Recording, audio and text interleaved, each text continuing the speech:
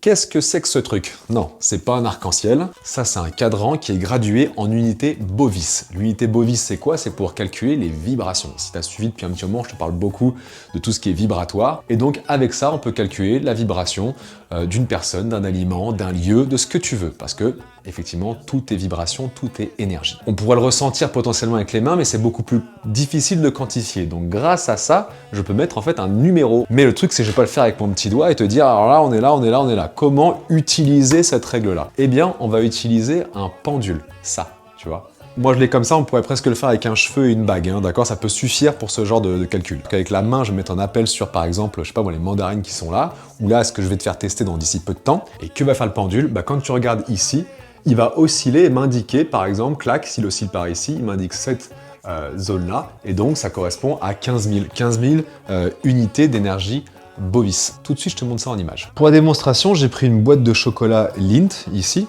et là, ici, c'est des graines germées. Là, je vais demander à combien vibre cette boîte de chocolat. Donc, toi, je me mets en appel ici, je laisse le pendule, et tu vois, il oscille naturellement, là, sur 8000.